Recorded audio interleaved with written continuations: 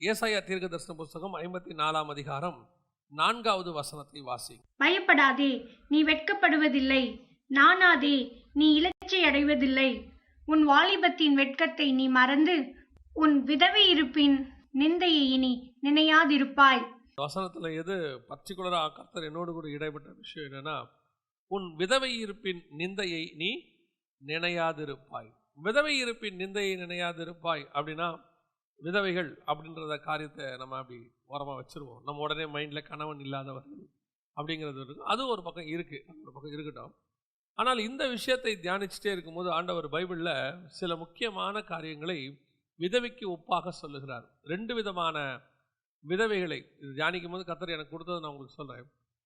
2 விதமான விதவைகளை குறித்து கர்த்தர் பேசுகிறார். முதலாவதாக லூக்கா எழுதின சுவிசேஷம் 7ஆம் அதிகாரம் 11வது வசனத்தை வாசி. மறுநாளிலே அவர் நாயின் என்னும் ஊருக்கு போனார். அவருடைய சீஷர் அநேகரும் திரளான ஜனங்களும் அவருடனே கூட போனார்கள். அவர் ஊரின் வாசலுக்கு சமீபித்த போது மரித்து போன ஒருவனை அடக்கம் பண்ணும்படி கொண்டு வந்தார்கள். அவன் தன் தாய்க்கு ஒரே மகனாயிருந்தான். அவளோ கைம்பெண்ணாயிருந்தாள். ஊராரில் வெகு ஜனங்கள் அவளுடனே கூட வந்தார்கள். சரி, இப்போ இந்த இடத்துல ஆண்டவர் நாயினூர் விதவையை பற்றி பேசுகிற நம்ம பார்க்குறோம். நம்ம எல்லாருக்கும் தெரியுது.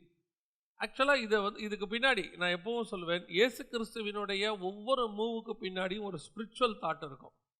நம்ம அதை சம்பவமாக பார்த்தோம்னா சம்பவம், ஓமையாக பார்த்தா ஓமை, கதையாக பார்த்தா கதை.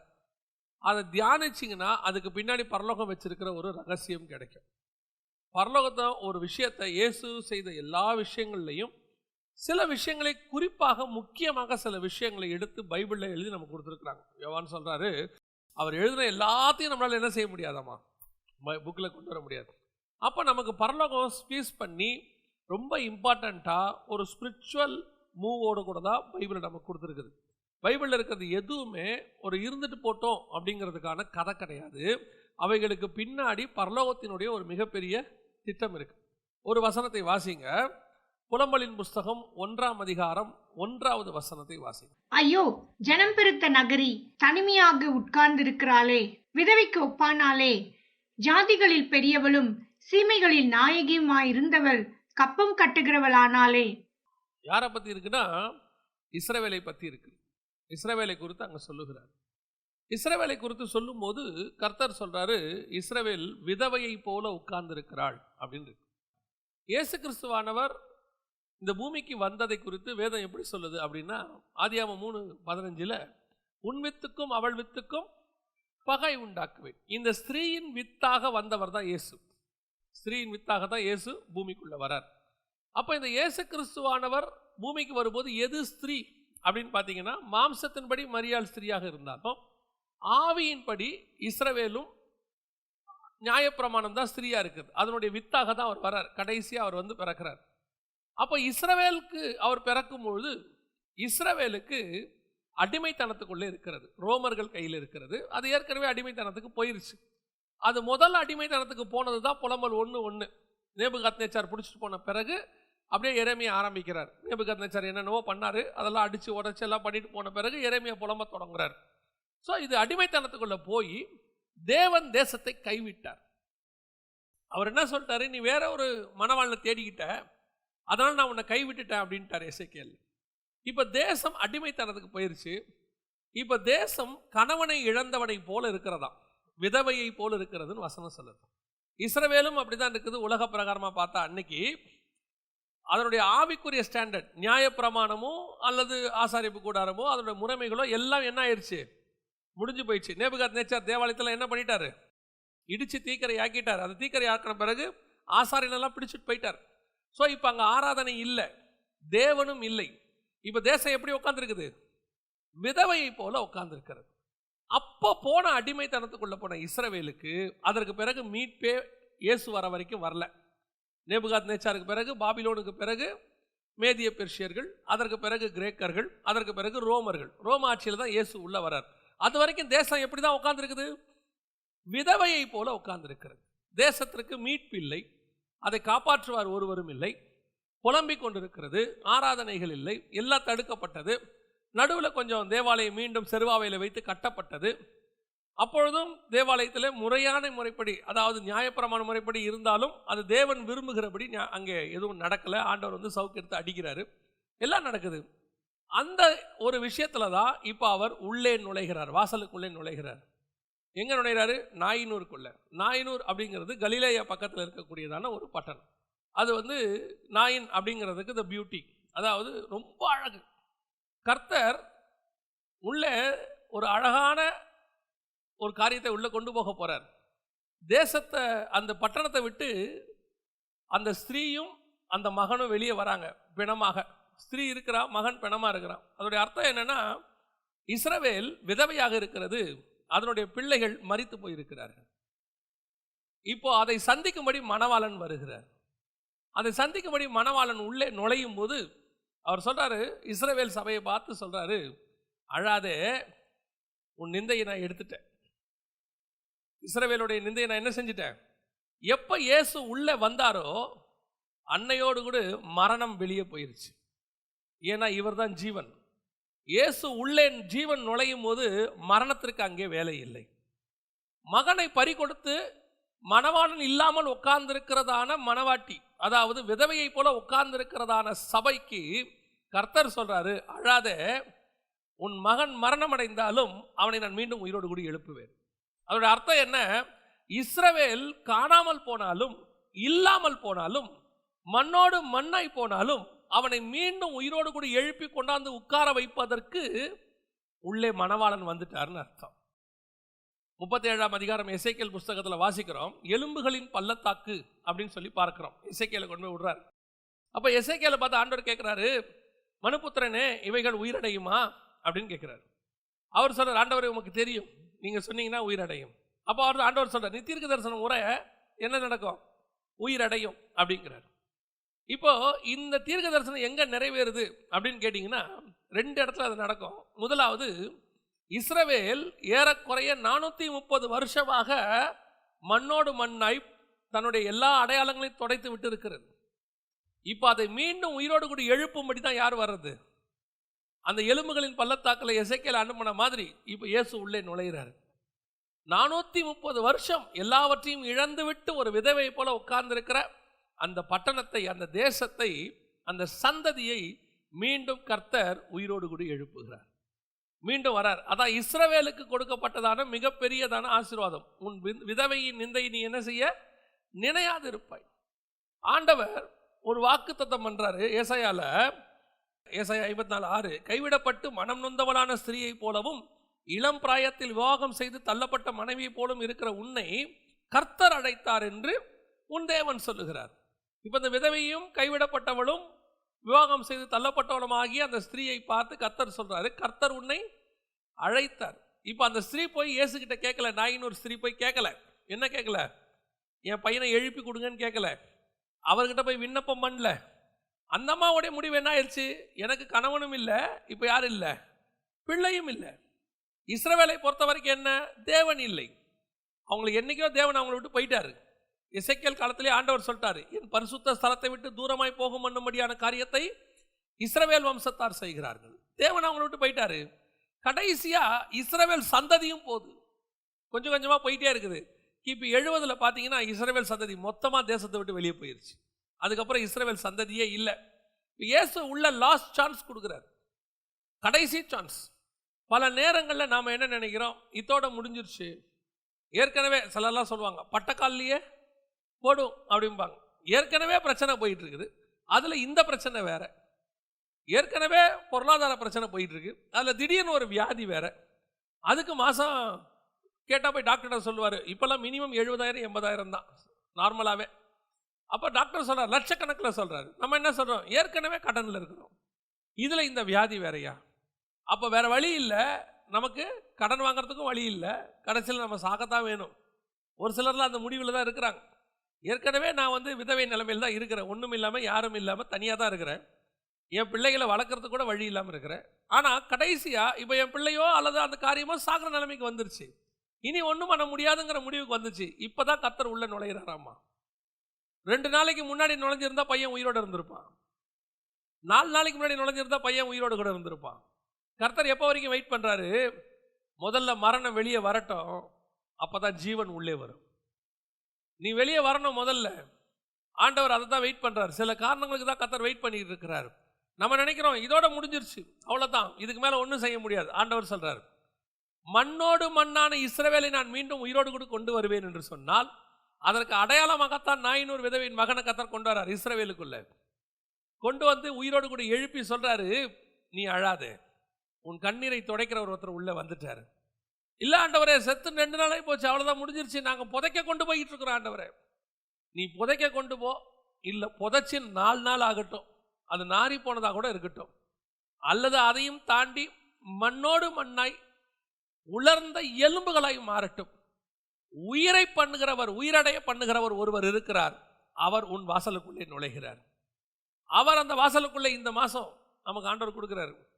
இனி அது வாழ்நாள் முல்லா நமக்கு பொருந்தும். கர்த்தர் உள்ளே நுழைகிறார். இனி மரித்தவைகள் எல்லாம் உயிரோடு கூட எழும்பும்.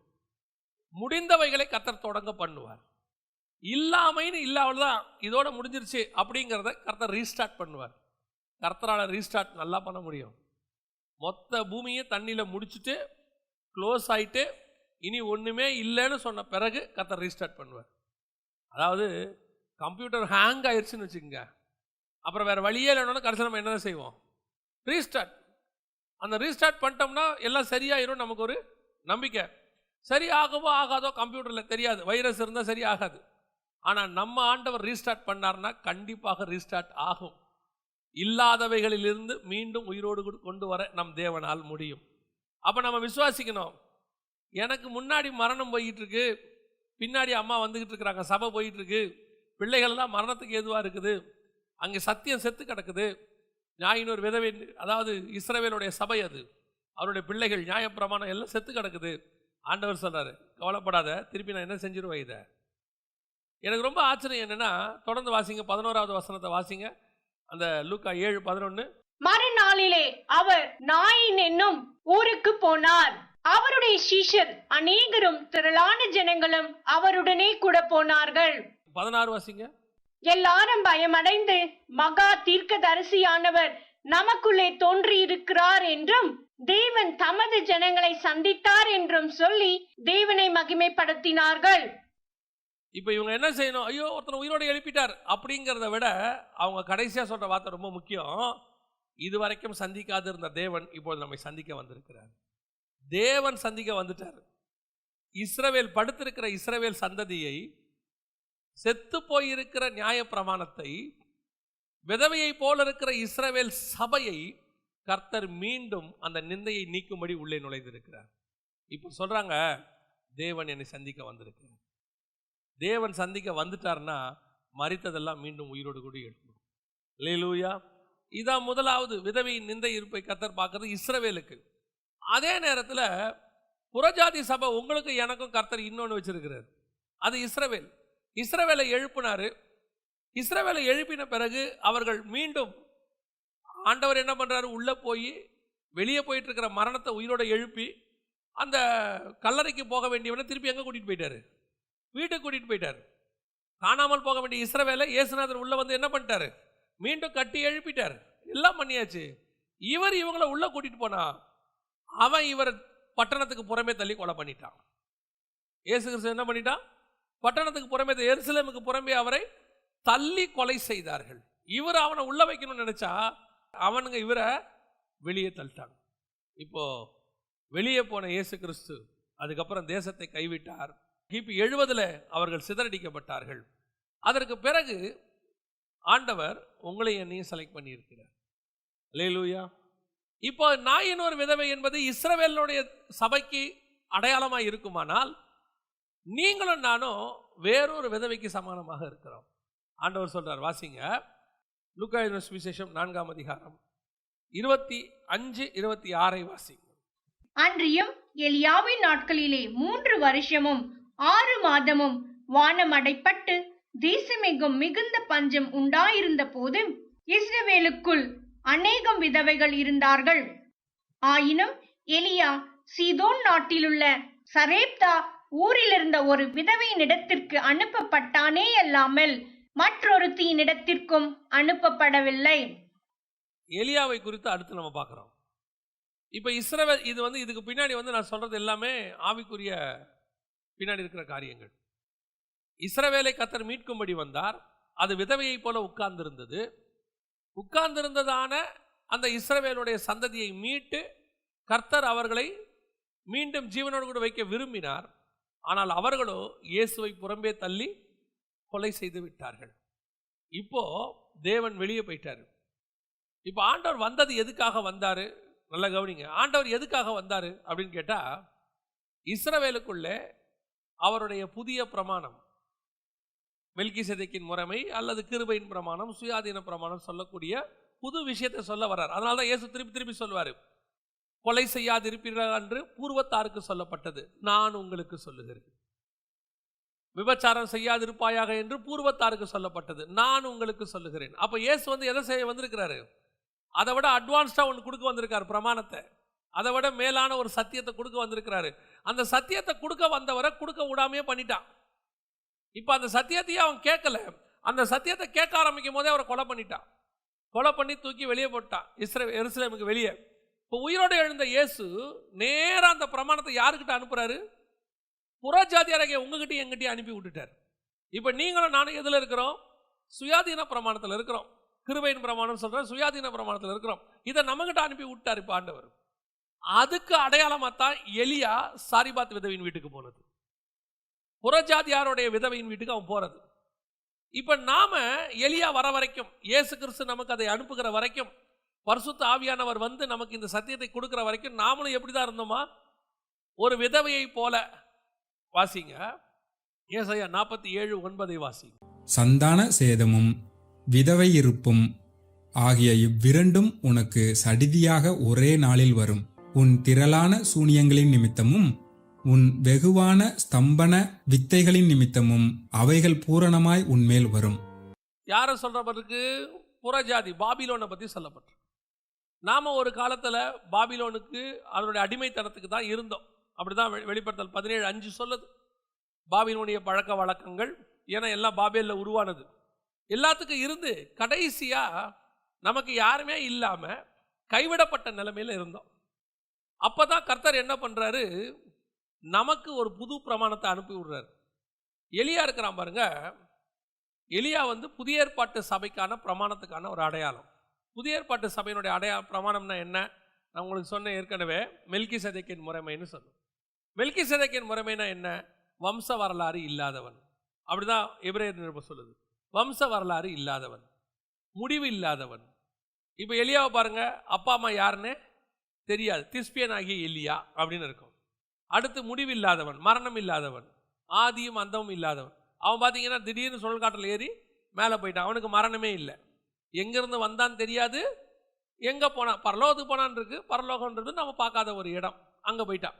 அவனுக்கு மரணம் இல்லை, தாய் தகப்பன் இல்லை. அவன் மெல்கிசேதேக்கின் முறைமைக்கு ஒரு அடையாளமாக இருக்கிறான். இப்போ இந்த எலியா உள்ளே நுழைஞ்ச உடனே, மெல்கிசேதேக்கின் முறைமை உள்ளே நுழைஞ்ச உடனே, இப்போ இஸ்ரவேலுடைய எந்த விதவிக்கு அனுப்பலை. இஸ்ரவேல் சபைக்கு அவன் என்ன செய்யப்படவில்லை? அனுப்பப்படவில்லை. அவன் எந்த சபைக்கு அனுப்பப்படுகிறான்? புறஜாதி சபைக்கு, சாரிபாத்தில் இருக்கிற புறஜாதி சபைக்கு அனுப்பப்படுகிறான். இப்ப சபை எப்படி இருக்குது? சாகர நிலைமையில இருக்குது. 1 ராஜாக்களின் புஸ்தகம் 17ஆம் அதிகாரத்துல இப்ப எப்படி இருக்குது சபை? அவன் உள்ள நுழையும் போது சாகர நிலைமையில இருக்குது. அங்க போறான். அங்க போன உடனே ஆண்டவர் சொல்றார், ரொம்ப அழகா ஒரு வார்த்தை. எனக்கு அந்த 2 காரியம் ரொம்ப நல்லா இருந்துச்சு. ஒரு காரியம் வாசிங்க, 1 ராஜாக்கள் 17ஆம் அதிகாரம் 9வது வசனத்தை வாசிங்க. நீ எழுந்து சீதோனுக்கு அடுத்த சாரிபாத் ஊருக்கு போய் அங்கே தங்கியிரு. உன்னை பராமரிக்கும்படி அங்கே இருக்கிற ஒரு விதவைக்கு கட்டளையிட்டேன் என்றார். அப்ப சபைக்கு என்ன கட்டளை? சபைக்கு என்ன கட்டளை விட்டிருக்கிறாரு? எலியாவை பராமரிக்கும்படி சபைக்கு கட்டளை. எலியா யாரு? சுயாதீன பிரமாணம். புதிய ஏற்பாட்டு சபைக்கு பிரமாணத்தை கொண்டு வரவர், அதான் லா. இப்ப இத கரெக்டா பராமரிக்க வேண்டிய பொறுப்பு யார் கையில இருக்குது? சபைகள் நம்ம கையில இருக்குது. ஏன்னா இதை கொண்டு போன இயேசுவத்தான் அவங்க அந்த ஊர்தி விதவை என்ன பண்ணிருச்சு? இஸ்ரவேல் சபை என்ன பண்ணிருச்சு? கொலை பண்ணி போட்டுருச்சு. இப்ப கர்த்தர் நம்மகிட்ட அதை அனுப்பி விட்டுருக்கிறார் எலியா மூலமா. எலியா என்பது புதிய ஏற்பாட்டு சபைக்கு அடையாளம், நம்மகிட்ட அனுப்பி விட்டுருக்கிறார். இப்ப இத பராமரிக்க வேண்டிய பொறுப்பு யார் கையில இருக்கு? நம்ம கையில் ஆண்டவர் சொல்லுகிறார், நீ போ, இந்த பிரமாணத்தை இஸ்ரவேலர்கள் ஏற்றுக்கொள்ளவில்லை, இஸ்ரவேலர் ஏற்றுக்கொள்ள மாட்டான். ஏன்னா ஏற்கனவே கொடுத்த நியாய பிரமாணத்தை அவன் என்ன செய்யல, ஒழுங்கா வச்சுக்கல, அதையே கீழே போட்டுட்டான். அதை சரி பண்ண வந்த என்னையும் சிலுவையில் அரைஞ்சிட்டான். இனி அவங்கிட்ட புது பிரமாணத்தை கொடுக்க முடியாது. அதான் கர்த்தர் சொல்றாரு, இஸ்ரவேலுக்குள்ளே அநேக விதவைகள் இருந்தும், இஸ்ரவேலுக்குள்ளேயே தேவைகள் நிறைய இருந்தும் கர்த்தர் யாரை செலக்ட் பண்ணாராம், புறஜாதி சபையாகிய உங்களை என்னையும் செலக்ட் பண்ணி எலியாவின் மூலமாக, அதாவது நியூ டெஸ்ட்மெண்ட் லாவை அனுப்பி விட்டுருக்கிறார். இப்போ நம்ம கையில் தான் அந்த சுயாதீன பிரமாணம் வந்திருக்குது. ஏன் இந்த சுயாதீன பிரமாணம் அவ்வளோ மேன்மையானதுன்னு கேட்டிங்கன்னா, நியாயப்பிரமாணத்தை விட இந்த சுயாதீன பிரமாணம் தான் பரலோகத்துக்கு கூட்டிகிட்டு போகும். நியூ டெஸ்ட்மெண்ட் தான் பரலோகத்துக்கு கூட்டிட்டு போகும். நியாயப்பிரமாணம் பரலோகத்துக்கு கூட்டிகிட்டு போகாது. அந்த ப்ரீஷியஸான ஒரு விஷயத்தை ஆபிரகாம் காலத்திலிருந்து பரலோகத்துக்கு போக எல்லாம் காத்திருக்கிறாங்களாமா. அவர்கள் நம்ம இல்லாமல் பூர்ணராகாதபடி விசேஷித்த நன்மையான தொண்டை கர்த்தர் நமக்கென்று முன்பதாகவே நியமித்து வைத்திருந்தார். அவங்க எல்லாம் காத்திருந்தாங்களாமா. காத்திருக்கும் போது அவங்களுக்கு அது என்ன செய்யலையாமா, கிடைக்கல. சரி, கர்த்தர் அவங்க சந்ததிக்கு கொடுத்து அதை அப்படியே பரலோகத்துக்கு கொண்டு போலான்னு நினைக்கும் போது அவன் என்ன பண்ணிட்டான், அதை வேணான்னு தள்ளிட்டான். ப்ரீஷியஸான விஷயத்தை, மிக முக்கியமான ஆசீர்வாதத்தை தள்ளி விட்டுட்டான். இப்ப கர்த்தர் என்ன பண்றாரு, அதை எடுத்து சரி ஓகே அவன் வேணான்ட்டான், இதை கொண்டு போய் யாருக்கிட்ட கொடு. புறஜாதி விதவை ஒருத்தர் உட்கார்ந்துருக்கிறா, அவ அழுதுட்டு உட்கார்ந்துருக்கிறா, அவளுக்கு யாரும் இல்லாம உட்கார்ந்துருக்கிறா, அவளுக்கு ஒரு சான்ஸ் கொடுப்போம். கானானிய ஸ்திரீ வந்து கேட்கும் போது அவர் சொல்றாரு, இது யாருடைய அப்பம், பிள்ளைகளின் அப்பம். இந்த பிள்ளைகளின் அப்பத்தை நான் என்ன செய்ய முடியாது. அவ சொல்ற, ஆண்டவரே பிள்ளைகளின் அப்பத்தை எனக்கு தர வேண்டாம், அவன் சாப்பிடட்டும், அவன் வேணான்னு ஒன்று தூக்கி போடுவான்ல, அதை எங்கிட்ட கொடுத்துருக்க. ஆண்டவர் சரி, அவன் என்ன தூக்கி போறானோ அதை நான் உனக்கு தரேன். அவனுடைய விண்ணப்பம் அவ்வளோதான், மேஜிலிருந்து விழுந்து துணிக்கிய கொடுங்க எனக்கு.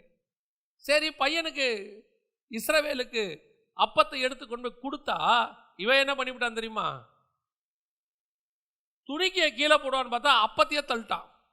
சில ஆட்கள் சாப்பிட்டு மிச்சம் வைப்பான், சிலர் சாப்பாடு வச்ச உடனே தள்ளிடுவான். ஆனால் அவனுக்கு தெரியாது, இதுக்காக ஒரு கூட்டம் கீழே உட்காந்துக்கிட்டு இருக்குது.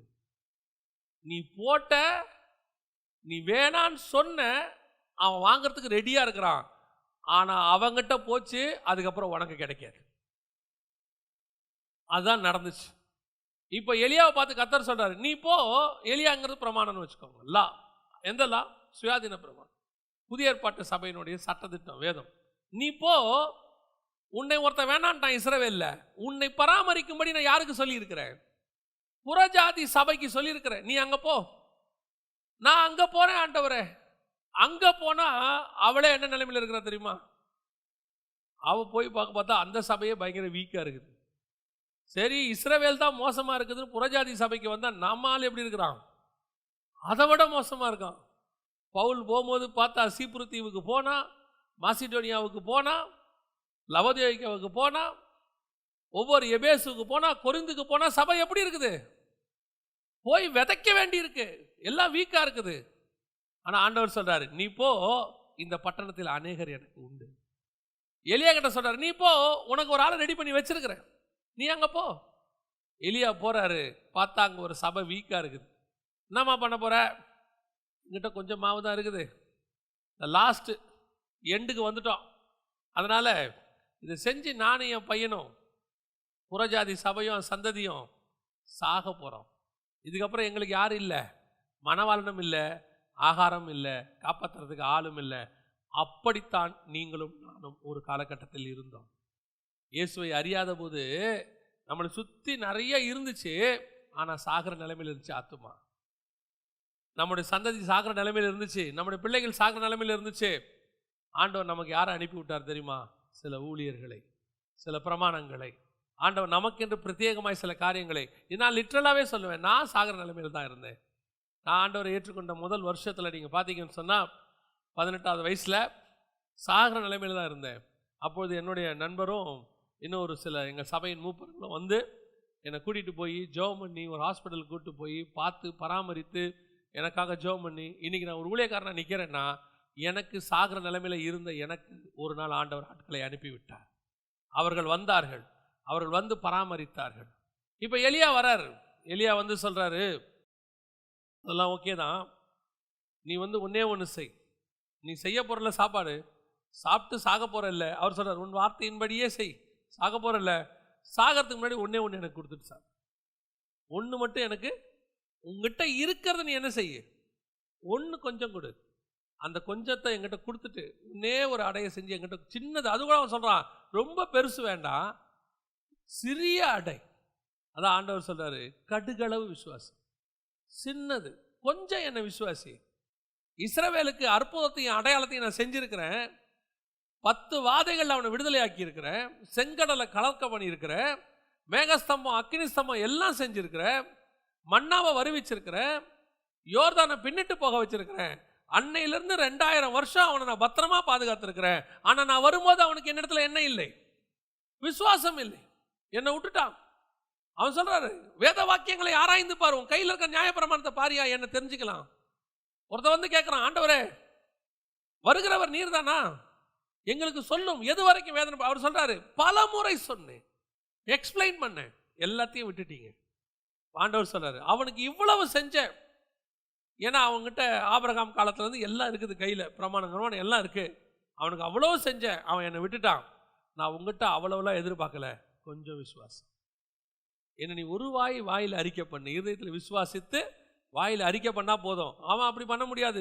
இஸ்ரவேல் அவன் ஆசாரிப்பு கூடாரத்துக்கு காளையை கொண்டு போகணும், அடிக்கணும், ஆட்டுக்குட்டி அடிக்கணும், அவனுக்கு பிரமாணம் நிறையா இருக்குது. நமக்கு அதெல்லாம் ஒன்றுமே இல்லை.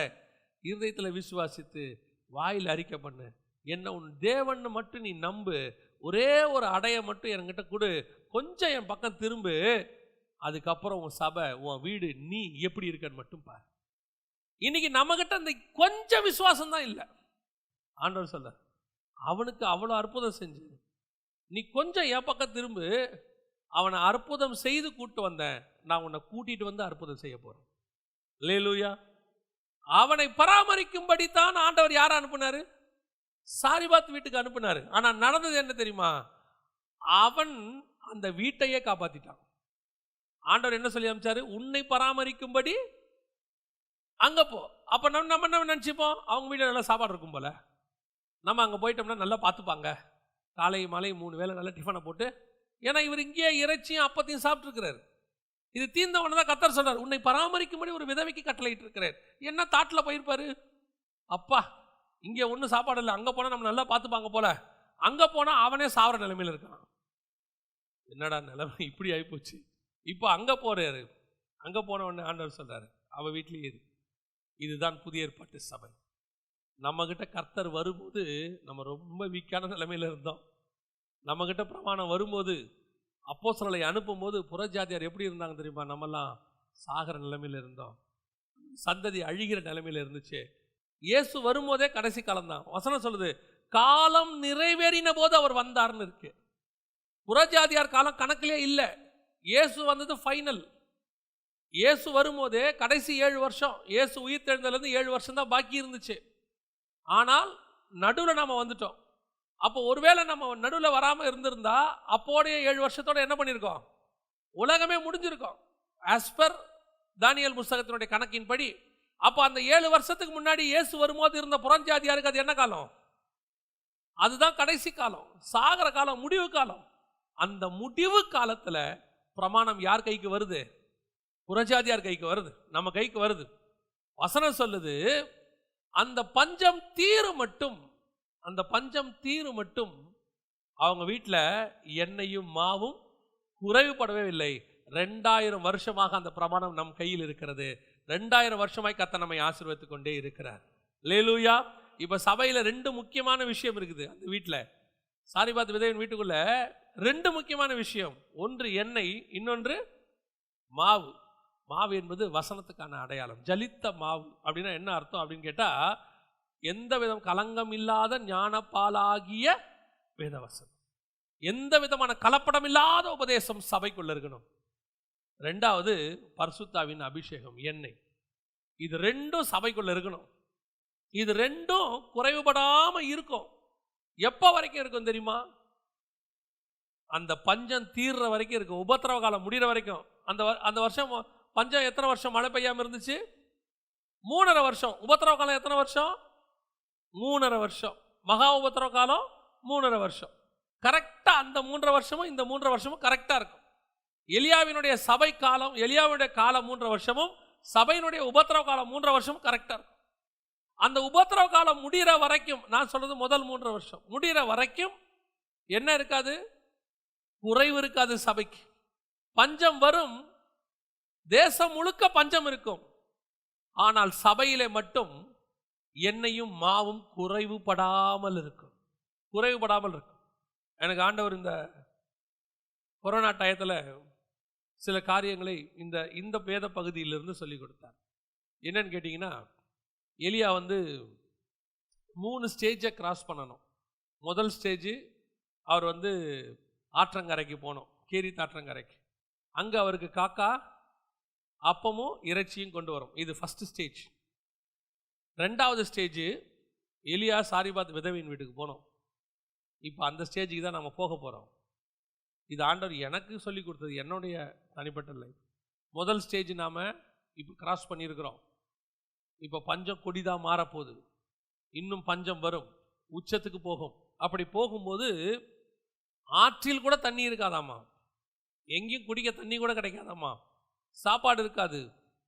ஆனால் ஒன்று மட்டும் நடக்கும், கர்த்தருடைய பிரமாணம் இருக்கிற சபை, எலியா இருக்கிற வீடு.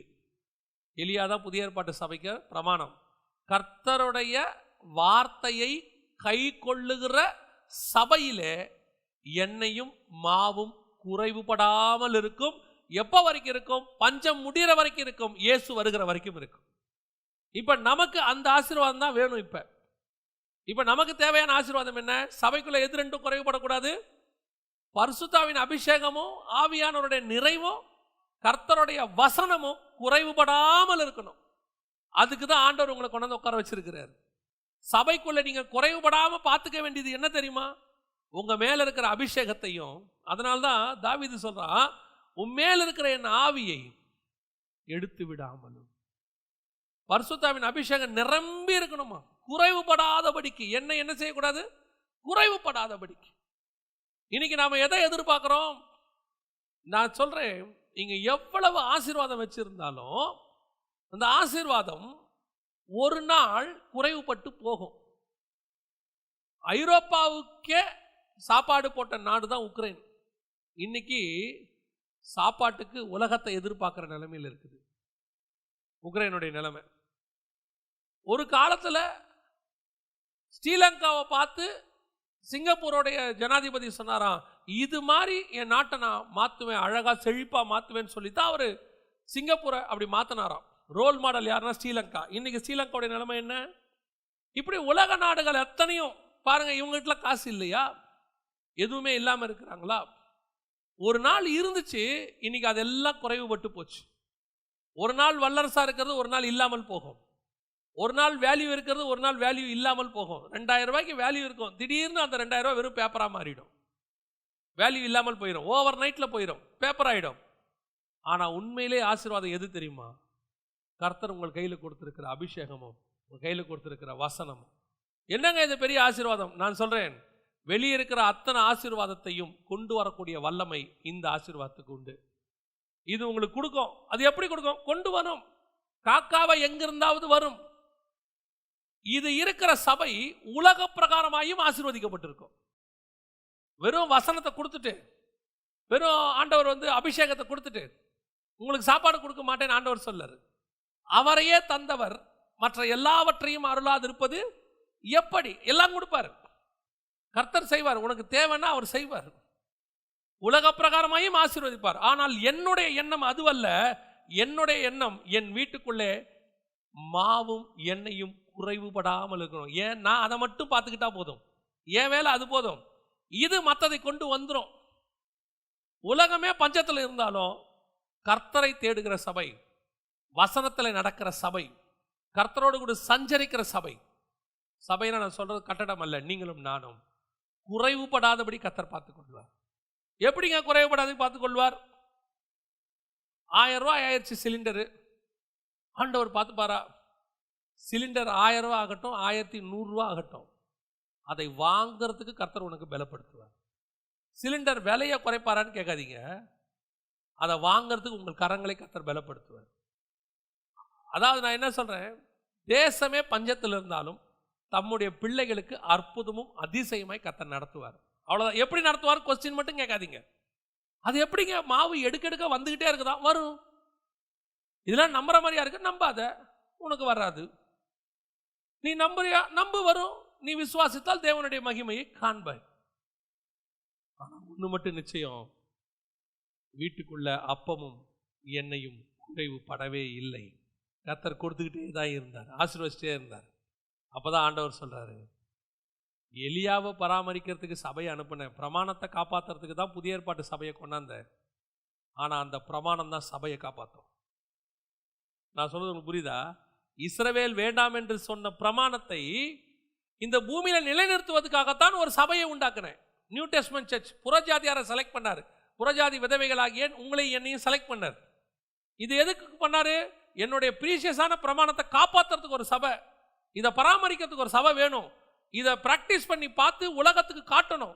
சுயாதீன பிரமாணம்னா என்ன, விசுவாசம்னா என்ன, கர்த்தருடைய நித்திய ஜீவன்னா என்னங்கிறத காட்டுறதுக்கு ஒரு சபை வேணும். அதுக்கு தான் கர்த்தர் நம்மளை செலக்ட் பண்ணாரு. ஆனா இந்த பிரமாணத்தை வச்சு தான் சபையை காப்பாத்துறாரு. நீங்கள் நான் எதுல போஷிக்கப்படுறோம்? இந்த வசனத்தை வச்சு போஷிக்கப்படுறோம். இது இல்லாம இது இல்லை, இது இல்லாம இது இல்லை. சபையே இல்லாவிட்டால் பிரமாணம் இல்லை, ஜனங்களுக்கு காட்ட முடியாது. நீங்களும் நானும் மாதிரிகளாக இருக்கிறோம். ஆனா நீங்களும் நானும் வாழணும்னா என்ன வேணும்? எலியாவை பராமரிப்பதற்கு விதவை வீடு வேணும், விதவை வீட்டை பராமரிப்பதற்கு எலியா வேணும். எலியா வந்தாதான் விதவை வீடு பராமரிக்கப்படும். அதைத்தான் கர்த்தர் சொல்றாரு. அப்ப விதவை வீட்டில் எலியா இருக்கணும். அது எலியாவுக்கு நல்லது.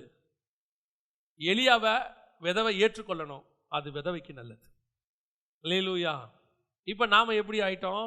பிரமாணம் வந்துச்சு, மாவு வந்துருச்சு, அப்புறம் எலியாவை பார்த்து ஓகே ஃபைன், ரொம்ப நாளா இருக்கீங்க, நீங்க வீட்டுக்கு வந்து ஒரு 3.5 வருஷத்துக்கிட்ட ஆக போகுது, யோசிச்சு பாருங்க. இது மாதிரிதான் பிரமாணம் நல்லா வந்து ஆசீர்வாதம் வந்த உடனே பிரமாணத்துக்கு குட் பை, கீழ்ப்படிதலுக்கு குட் பை, விசுவாசத்துக்கு குட் பை. ஏன்னா பேங்க் பேலன்ஸ்ல என்ன வந்துருச்சு? இப்ப அமௌண்ட் வந்துருச்சு, ஆசீர்வாதம் வந்துருச்சு. இப்ப என்ன வந்துருச்சு? நான்லாம் நல்லபடியா ஆக்சுவலா எனக்கு இருக்கிற ஒரு டேலண்ட்டுக்கு நான் வந்து ஆண்டவர் பார்ப்பாரு, பிரமாணத்தை காணும் போலியே, வீட்டுக்குள்ள என்ன காணும்? வசனத்தை காணும். அவர் பயங்கரமான உழைப்பாளிங்க. இப்ப வீட்டுக்குள்ள யாரும் இல்ல, எலியா இல்ல, பெருமை வந்துருச்சு. வீட்டுக்குள்ள யாரும் இல்ல, பிரமாணம் இல்ல, நாங்கிற அகங்காரம் வந்துருச்சு. நல்லா தெரிஞ்சுக்கொள்ளுங்க, எலியா இருக்கிற வரைக்கும் தான் மாவும் எண்ணெயும் வீட்டில் இருக்கும். வசனம் தெளிவா அங்க வசனம் சொல்லுது, பஞ்சம் தீருகிற வரைக்கும் அந்த வீட்டில் என்ன செய்யலையா? மாவும் எண்ணெயும். 16வது வசனம், கர்த்தர் எலியாவை கொண்டு சொன்ன வார்த்தையின்படியே பானையிலே மா சடழ்ந்து போகவும் இல்லை, கலசத்தில் எண்ணெய். அவ்வளவுதான். எலியா இருக்கிற வரைக்கும் தான் ஆசீர்வாதம். எது வரைக்கும் நீங்கள் ஒழுங்கா வசனத்தை ஃபாலோ பண்றீங்களோ, எது வரைக்கும் நீங்க கர்த்தரிடத்துல உண்மையா இருக்கிறீங்களோ அது வரைக்கும் தான். அதுக்கப்புறம் எலியா போயிட்டாருன்னா கொஞ்சம் மாவு இருக்கும், மிச்ச மீதி மாவுலாம் இருக்கும்ல. எலியா போயிட்டார், இனிமேல் என்ன பிரச்சனை? ஏன்னா எலியா போற வரைக்கும் மாவு எப்படி இருக்கும்? ஃபுல்லா இருக்கும். அப்புறம் நினைச்சுக்கிட்டே இருப்போம். மாவு திருப்பி குறைஞ்சாதான் யார் ஞாபகம் வரும்? எலியா ஞாபகம் வரும். நடந்து வரும்போது கிடுகிடு கிடுகிடுன்னு ஓடி வருவாங்க, அப்படியே அறக்க பறக்க. 6 மணிக்கு ஆராதனை, 6:01 வந்துருவாங்க. அதுவே பாஸ்டர் ஆராதனை ஆரம்பிச்சோன்னா, ஐயோ இது பகுதி ஆரம்பிச்சுட்டாங்க, லேட் ஆகி போச்சு. பா என்னமா எலியாவை ஃபாலோ பண்றாங்க, பிரமாணத்தை ஓடி வராங்க, வசனத்துக்கு உண்மையா இருக்கிறாங்க. ஒரு 2 வீலர் கொடுப்போம் ஆண்டவர் கொடுத்தா 6:15 6:30 7. என்னாச்சு பிரதர் லேட்டு? ரொம்ப டயர்டு பாஸ்டர், நைட்டு வேலைக்கு போயிட்டு வந்தோமா. ஏன் அதுக்கு முன்னாடி சும்மா இருந்தீங்களா? அப்ப இதை விட நிறைய வேலை பார்த்தீங்க தானே. ஆசீர்வாதம் வர வர வர என்ன வந்துச்சு? மாவு அதிகமாக அதிகமாக அதிகமாக என்ன ஆகுது மனசுல?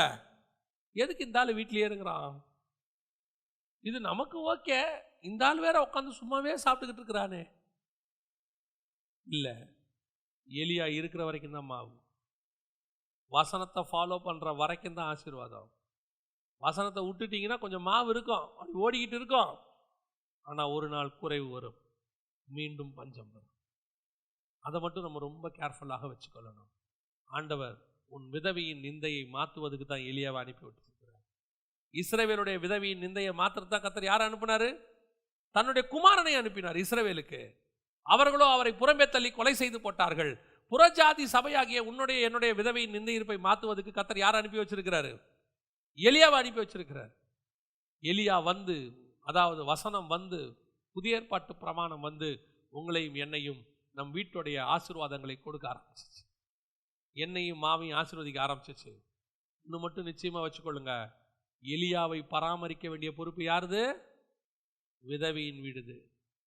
அதை எலியாவை நீங்க கரெக்டா பராமரிச்சிங்கன்னா எலியா வீட்டில் மாவையும் எண்ணையும் பத்திரமா பார்த்துப்பான். கர்த்தருடைய வசனத்தை நீங்க கரெக்டா கை கொண்டீங்கன்னா ஆசீர்வாதம் வீட்டில் தானாய் தங்கி இருக்கும். ஆசீர்வாதம் வந்துருச்சுன்னு எலியாவை விட்டுட்டு மாவையோ எண்ணெயோ மட்டும் பார்த்தீங்க, ஒரு நாள் பிரமாணம் இல்லாமல் போகும். அன்னைக்கு மீண்டும் பஞ்சம் வரும். மீண்டும் விதவை வீடு சாகர வீடாய் மாறும். இன்னைக்கு ஆண்டவர் ஆசீர்வாதத்தை நம்ம கொடுக்கத்தான் விரும்புகிறார். இன்னைக்கு ஆண்டவர் சொல்றார், உன் விதவியின் நிந்தை இருப்பை நான் என்ன செய்ய போறேன்? மாற்ற போகிறேன். இன்னைக்கு நம்முடைய பிரச்சனைகள் எல்லாம் மாறும். நான் திருப்பியும் ஒரே ஒரு விஷயத்தை சொல்லிட்டு முடிக்கிறேன். கர்த்தருடைய வசனத்தை கை கொண்டு அவருடைய பிரமாணத்தின்படி, பிரமாணம்னா நான் சொல்றது சுயாதீன பிரமாணம், இந்த புதிய ஏற்பாட்டில் கர்த்தர் கொடுத்த கட்டளைகளை கரெக்டாக கை கொள்ளுங்க. உங்க வீட்டில் எண்ணெயும் மாவும் ஒரு நாளும் குறைவுபடாது. நான் சொல்றேன், நான் என்னுடைய என்ன சாட்சியா வச்சு சொல்றேன். இந்த ஊழியத்திற்கு 18 வருஷத்துக்கு முன்னாடி நான் வரும்போது, 2004 வரும்போது, நான் இந்த கலப்பையில் கை வைக்கும் போது ஆண்டவர் சொன்ன வார்த்தை, இதில் கை வைக்கிற உன்னை நான் கைப்பிடிக்கிறேன். இன்னைய வரைக்கும் நான் சொல்லுவேன், இந்த 18 ஆண்டு காலம் என் தேவனாகிய கர்த்தர் ஒரு நாளும் என்னை குறைவுபட பார்த்ததே கிடையாது. என்னை குறைவுபட விட்டதே கிடையாது. ஒன்று மட்டும் சொல்லுவார், உன்னை மட்டும் கரெக்டாக வச்சுக்கோ, நீ என் கூட இருக்கிறத மட்டும் கரெக்டாக பார்த்துக்கோ. பேட்ரி கரெக்டாக போட்டிங்கன்னா வாட்ச் கரெக்டாக ஓடும். கரெக்டாக பெட்ரோல் போட்டிங்கன்னா வண்டி ஒழுங்காக ஓடும். ஒழுங்காக பராமரிக்காவிட்டால் எதாக இருந்தாலும் ஒரு நாள் நின்று போகும். அதைத்தான் நாம தான் தேவனுடைய சபை. நாம் ஒழுங்காக வசனத்தை கொண்டு பராமரித்தோம்னா, நம் வாழ்க்கையில் வசனத்தை கை கொண்டோம்னா ஆசீர்வாதம் என்பது உலக பிரகாரமாயும் சொல்கிறேன், ஆவிக்குரியவதையும் சொல்கிறேன். உலக பிரகாரமாயும் நீங்கள் தரித்திரமாக இருக்கணும்னு கர்த்தர் ஒரு நாளும் விரும்பவே இல்லை. நீங்களும் நானும் பிச்சை எடுக்கணும்னு கர்த்தர் ஒரு நாளும் விரும்பவே இல்லை. கர்த்தர் உங்களை போதுமென்ற மனதனும் கூடி இருக்க சொல்லி தான் சொல்லியிருக்கிறார். இருக்கிறத விட்டு நம்ம எதுக்கு ஆசைப்படக்கூடாது? 2 சேட்டிலைட் இருந்தால் நல்லா இருக்கும் ஆண்டவரே, எனக்கு நானே ரீசார்ஜ் பண்ணிப்பேன், அது தேவையில்லை.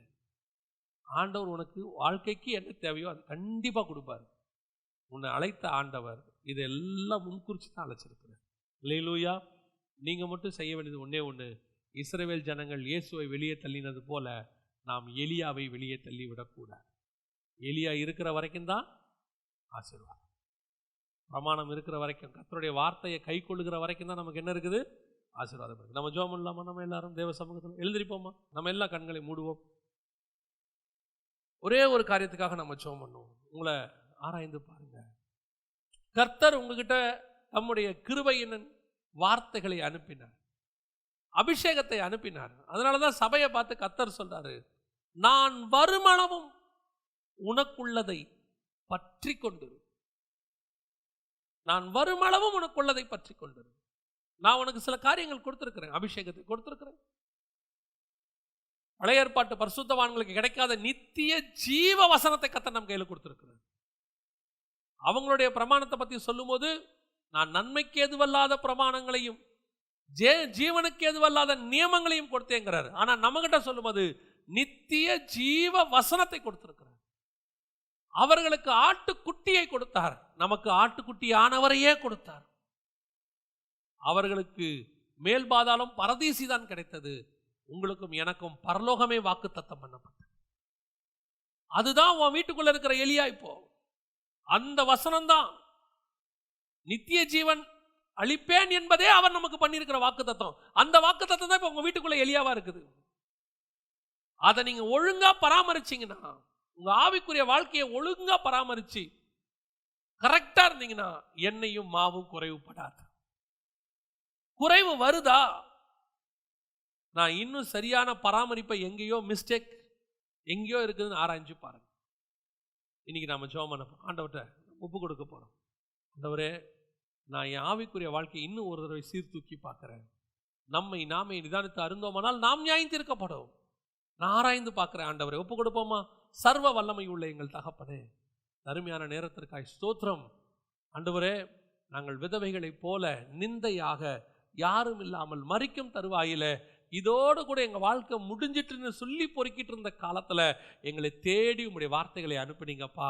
எங்களை தேடி உங்கள் ரட்சிப்பை அனுப்புனீங்க ஆண்டவரே. கேட்பாரற்று கிடந்த எங்களை நீங்கள் செலக்ட் பண்ணீங்கப்பா. ஆண்டவரே, மரணத்துக்கு ஏதுவாக இருந்த எங்களை நீங்கள் உயிர்ப்பித்தீங்க ஆண்டவரே. இன்னைக்கு எங்ககிட்ட நித்திய ஜீவ வசனங்களை கொடுத்து வச்சிருக்கிறீங்கப்பா. ஆண்டவரே, எங்கள் வீட்டில் மாவும் எண்ணெயும் குறைவுபடாதபடிக்கு ஆவிக்குரிய உலக பிரகாரமான ஆசீர்வாதங்களையும் தந்து வச்சிருக்கிறீங்க ஆண்டவரே. நாங்கள் முடிவு பரியந்தம் அதை பற்றி கொள்ள கர்த்தர் எங்களுக்கு கிருபை பாராட்டும். மகிமையுள்ள கர்த்தர் எங்களை தாழ்த்துகிறோம். ஏசாயா 54 அதிகாரத்தை நாங்கள் ஒவ்வொரு நாளும் வாசிக்க எங்களுக்கு கிருபை பாராட்டும். எங்கள் ஆண்டவர் இயேசுவின் நாமத்தில் பிதாவே.